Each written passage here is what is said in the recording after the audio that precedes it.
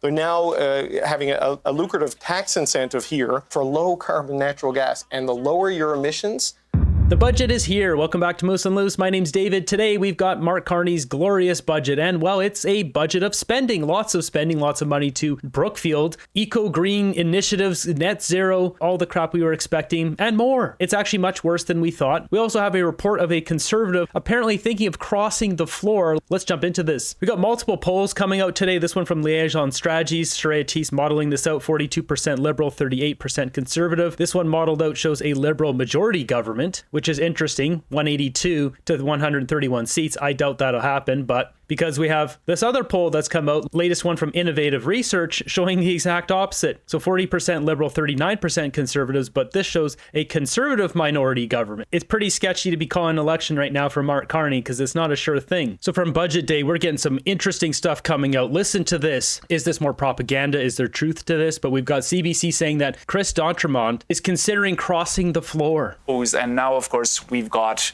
as you were alluding to earlier, one Conservative MP, Chris d'Entremont, saying he's considering crossing the floor, according to Politicos. We haven't confirmed this, but it'll take a few days to review the budget. And incidentally, there won't be a debate in the House of Commons for another few days, right? Because the House doesn't sit next week. So will he have made up his mind on whether he'll cross the floor by mid-November, which is when we would expect the budget vote? That's something to watch for.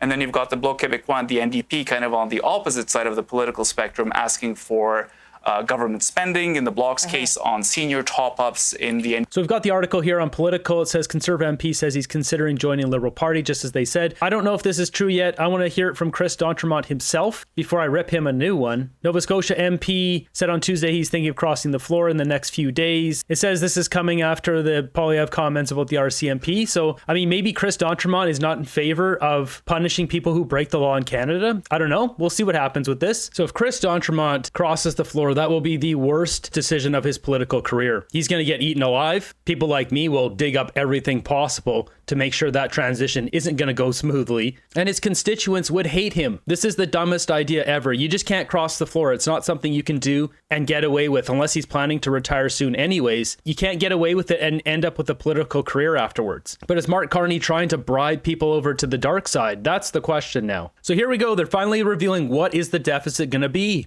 The big number is the deficit this year. It is $78.3 billion. Now, that's not the $100 billion some people projected, but that's a heck of a lot higher than people are used to seeing in a non-COVID year, and it stays at an elevated rate in all the years after this, going out until 2030. You can see the 70. I wonder if they slip that out, the $100 billion, to make this seem better. It's a psychological tactic. It's going to be $100 billion. It's going to be $100 billion, and then you see 78, like, well, that's not that bad. But if you think about 43 billion, is it going to be 50 billion, 55, then it comes out as 78? That seems a lot worse. So I bet you they push that out there as a psychological tactic to trick Canadians once again. $8.3 billion this year. It's going to be $65.4 billion next year, $63.5 billion the year after that, just shy of 50. This is ridiculous. They're running these massive deficits. What happened to balancing the budget? Can't these liberals take some lessons from other liberals? Paul Martin, balance the budget, run a surplus, make our country prosperous. This is ridiculous. This is not even going to go to help Canadians. Canadians might think so, but they'd be wrong. This is going to be going to serving Mark Carney's best interests. We'll get a couple projects that'll probably help Canada a little bit, but only if it enriches him and his banker buddies. $8 billion and just shy of $57 billion by 2029, 2030. Broadly, Rosie, this year and the next couple of years, the deficit is twice as high as we would have seen in the fall economic statement that Chrystia Freeland tabled in December, and growth is half of what was projected just 9-10 months ago. Now, you're at that deficit despite there being some significant cuts and downsizing in the size of the public service. Moving ahead, we've got table salt with this one. Budget 2025. Canada will be paying $76 billion per year in interest by 2030, with Canadian government debt swelling to $1.5 trillion. The bankers will make money from this. I wonder if there are any connections to the banking industry with our Prime Minister. Is there?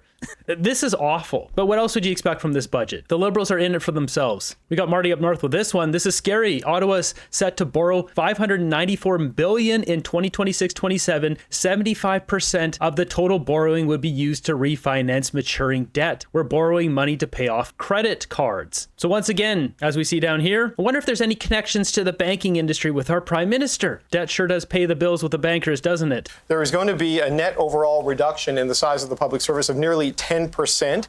In this year alone, you're looking at 16,000 full-time equivalent jobs being eliminated, and that will go to about just shy of 40,000 jobs being eliminated by 2028, 2029. All those voters in Carleton, are they laughing now? Are they happy they voted for Bruce Fanjoy, who said he was going to protect their jobs? Looks like Poilievre was the honest one, and Mark Carney lied. He lied again. Bruce Fanjoy lied. All these Liberals always lie. Well, there you go. 16,000 jobs being cut and 40,000 by 28, 29. In fact, what's happening is the civil service is being right-sized, to use the government's phrase, from its high of 368,000 people in 2023-24 to about 330,000 in 2028, 2029. That's the spend less so you can invest more. We got table salt with this graph showing the jobs cut, 38,000 jobs to be cut by 2029. So you can see the decline there. Liberal voters thought they'd be safe if they voted Carney. Turns out, nope, jobs getting cut. And they should be cut. Should be cutting more than this. And on that, there is a series of investments in capital in particular. $115 billion towards infrastructure, $110 billion in productivity and competitiveness. That includes some tax incentives to get people to invest in equipment and in buildings. $30 billion in defense, just in capital in defense, Rosemary.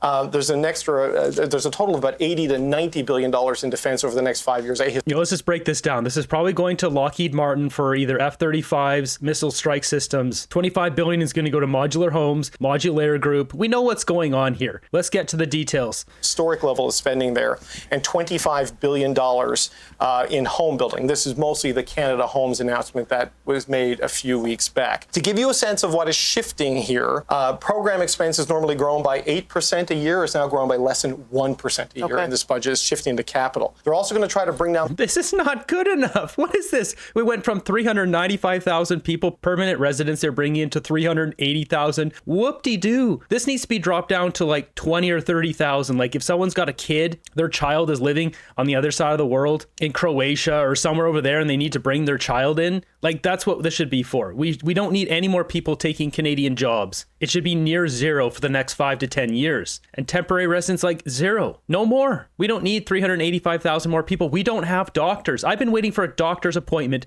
for 8 months for something very serious, and I finally have it tomorrow. The population of the country by reducing the immigration targets. Permanent residents down from 395,000 to 380,000. And one last thing to highlight, Rosie, and we can go through any of these measures as you so choose, and this is the climate competitiveness strategy. Emissions cap, it's on the books to be scrapped. It's essentially, there's a couple of conditions that need to be met. 2050 net zero target, but they're scrapping the emissions cap. Interesting. Carney's playing the game here, it looks like. Industrial price becomes core of plan. To finalize the methane emissions reductions, they need to deal with the industrial price becoming the core of the plan, an agreement on a beefed up and strengthened industrial carbon price that then becomes the engine that drives down emissions as you move towards that 2050 net zero target.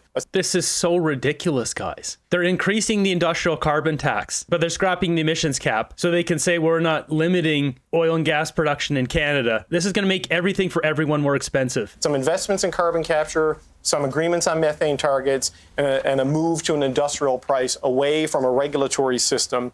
You're going to see the emissions cap, which the oil and gas sector, the premiers of Alberta, Newfoundland and Labrador, and Saskatchewan have vigorously complained about over the years.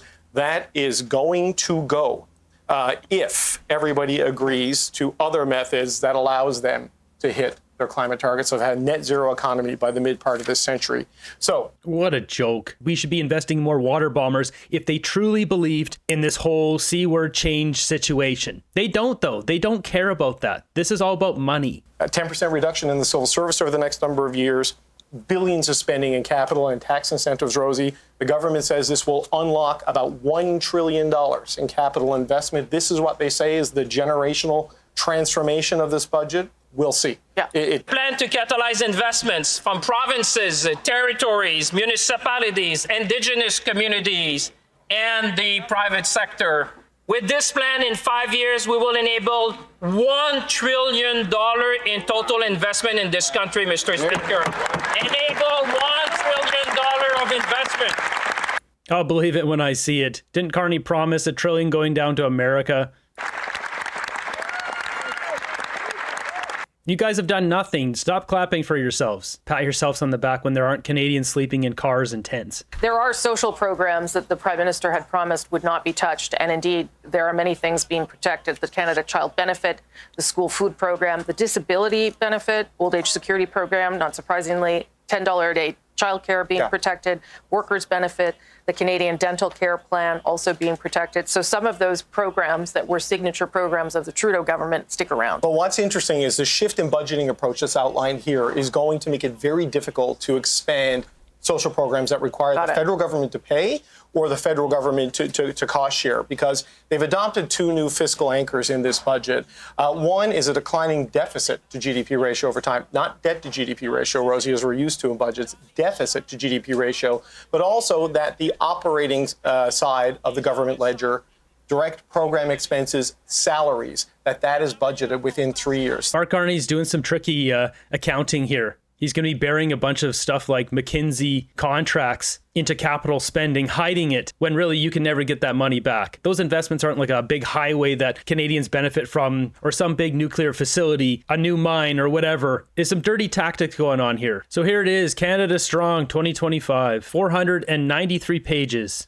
There's also an accelerated capital cost allowance for low carbon liquefied natural gas facilities, which is interesting. In the first tranche of the major projects, you know, that is a key part of this whole economic plan for Mark Carney. There was some natural gas. We haven't heard about that. Low carbon LNG. They talked about low carbon oil. Now we've got low carbon LNG. We can have low carbon everything. Low carbon bread, low carbon air, low carbon water. We'll just have low carbon everything. There was some natural gas components to this. They're now having a lucrative tax incentive here for low carbon natural gas. And the lower your emissions, the higher the credit you get. And it's not based on a benchmark.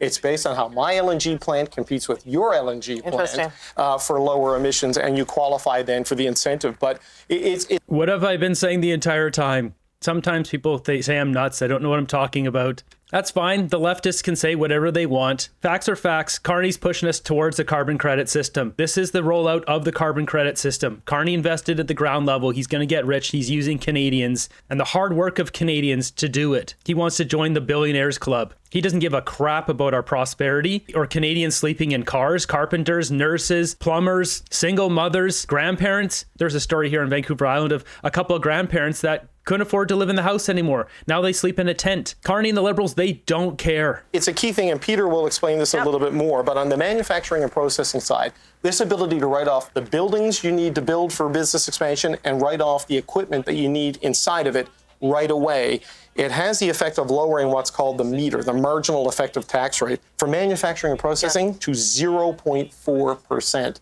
It's 12% in the United States. This is a competitive advantage they're hoping to get for the hard-hit manufacturing sector where we've lost 30,000 jobs. Where we were losing jobs on a daily basis. What was it this morning? 2,000 logging jobs. We had a gold mine, a copper mine. You name it, they're all leaving. They're all shutting down. And I know although the Conservative are silent in their heart, they support that, Mr. Speaker, because I know that they will take the break week to go around and tell their constituent how great we're going to see this country and all the investment we're going to see. Hear, hear. And I know in their heart I can see them. These guys are talking like they just showed up onto the scene. They've been here 10 years. They've destroyed our country. We have armies of people sleeping in tents, little tent encampments across Canada when that has never been seen before. And they have the audacity to have a chuckle and a laugh. These people are losers. So it looks like Elizabeth May will not support this due to the lifting of the emissions cap. I am surprised that Mr. Carney has not reached out, or that more of his ministers haven't reached out to say, what would it take to get Greens to vote for this budget? Greens? What Greens? There's literally one Green. It's Elizabeth May. In the same way I hear from friends in the New Democratic Party, they haven't felt that there's been an effort to get us on side early on. So that's because Mark Carney doesn't care. He's got some other dirty plan here. Is it flipping seats? Conservatives, Bloc, NDP, what is he up to? We are now in a position where I think every vote's going to matter, every vote's going to count, and I would invite the Prime Minister, and I've sent this message through the officials who were with us in the lockup, please let them know I'd like to talk, because there's some things that could be done that would make it possible for us to vote for this budget. As a pricing and market-driven solution. So essentially the plan is the government's going to sit down with the provincial and territorial governments and setting up a multi-decade industrial carbon price trajectory. Long-term certainty heading towards a net zero target by 2050. This is what all at the Conference of Partners, COP, they agreed to, is to get to a net zero economy by 2050. But this only happens, they'll only get rid of the cap if this happens. So this needs to happen. They need to agree to a stronger benchmark and backstop in that if, I don't know, Ontario falls below it, the government moves immediately, puts it in and lets everybody know, nope, we're coming in, we've all agreed to this, let's go. Okay. If they agree to that, if they agree to movement on methane emissions, movement on the clean electricity regulations, because there's a series of tax credits that were announced in earlier budgets that are now implemented in this one that will give you tax write-offs for investing in clean electricity sources, moving away from fossil fuels. It sounds like a hostage situation. The methane, if you can do the electricity, if you can agree to an industrial carbon price on a long-term horizon to give certainty, then you can get to the oil and gas emissions cap. And it says effective carbon markets, enhance oil and gas methane regulations, and the deployment at scale of technologies such as carbon capture and storage would create the circumstances whereby the oil and gas emissions cap would no longer be required.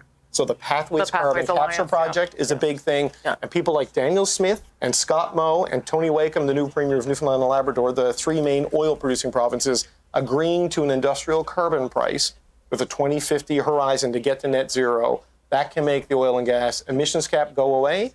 You'd still pay for your pollution in that sector, but you don't have to hit a certain emissions thing. And this goes back to what the Prime Minister's been saying. These guys are trying to destroy our country and get rich in the process. This is so absurd. Daniel Smith has already said the industrial carbon price in Alberta, like they're maxed out. They don't want to go any higher because it's going to start hurting business badly there. I'm interested in results, not necessarily specific policy instruments. And I think this has been part of the overtures to Daniel Smith in the private conversations that has her more positive lately. So Liz May not in favor of what she sees there when it comes to Elizabeth May's a nutcase. How does she still have her seat? Why hasn't she retired? She's already retired once or twice. We've had enough Elizabeth May. The Green Party is done. Like, let's get real here. Look at this here. We've got clean economy investment tax credits. This year is only $22 million for the rest of the year, but then they've got $1.5 billion next year, $3.4 billion the next year, then going $4.5 billion, $7.2 billion per year. These clean investment tax credits. Who do you think is going to get that? This is all going to be flowing to Brookfield. Brookfield's the world leader in this. You can't make up this crap. I mean, look at all the green leafs I have on here. How many of these are Canadian companies? Tax credit will go to this renewable power station in Powell River. By the way, they're trying to do a 30-year contract selling this electricity to America. They'll most likely be eligible for this. You notice a big spending here for high-speed rail, $151 million, $640 million, et cetera, billion dollars. So it's time to dig into this and see who are all the partners. I did one video way back when Justin Trudeau announced it, but really dig in and see who's connected to Mark Carney, because otherwise they wouldn't push this forward. Everything they're doing seems to revolve around Mark Carney and his investments in Brookfield. Was there any red line there in the budget so far that you've seen that it disqualifies you? Like, I know it's still early stages, but it seems like you're saying we need time to digest it, so there isn't an immediate red line that you said that would disqualify you guys from supporting it. So I'll tell you a few things that we like about the budget. There's $51 billion in infrastructure spending, and that's linked to unionized jobs or community benefit agreements, which requires that work to be done through wage prevailing rates. So that could create good family sustaining jobs, which has been a priority for the NDP. We talked about, campaigned on, an east-west clean electricity grid. That's mentioned on page 1 of the budget.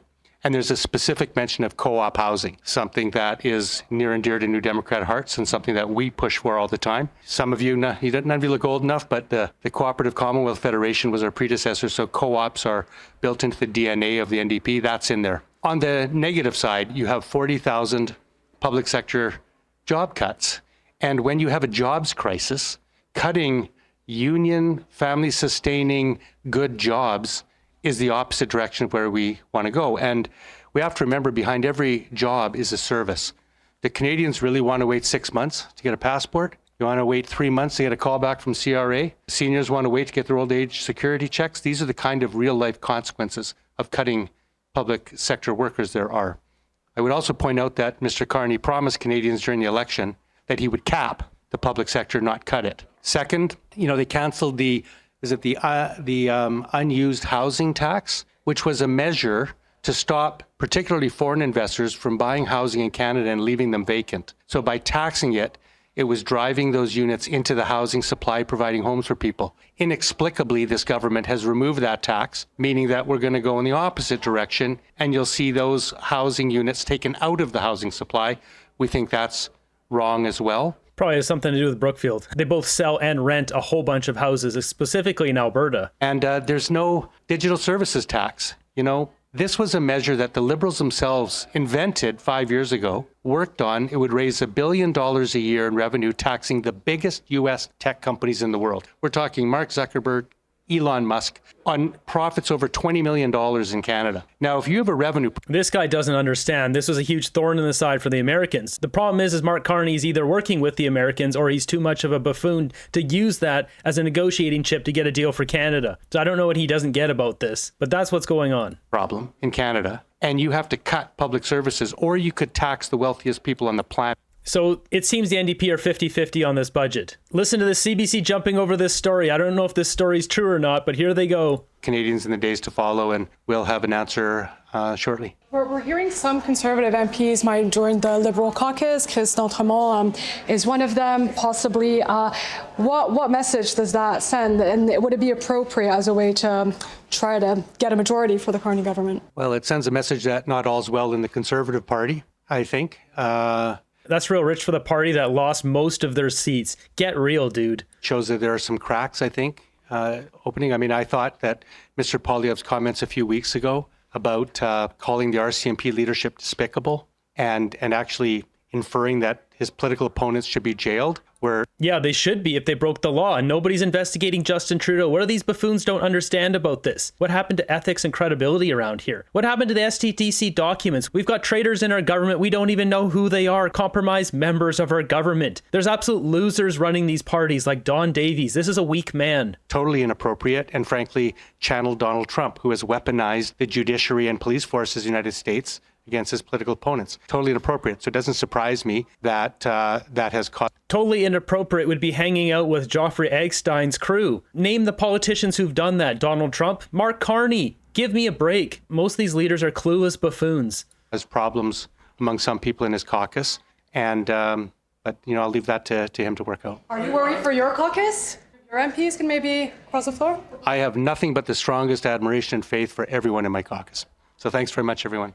Yeah, that wasn't a very good response. I wonder if Carney's working out some sort of sneaky deal. Are there things going on outside of Parliament swaying these people over to the Liberal Party? If we see 3 people switching, I'm going to call bullcrap on the situation highly suspicious. And we'll wait for Chris to comment on this himself before he absolutely gets torched.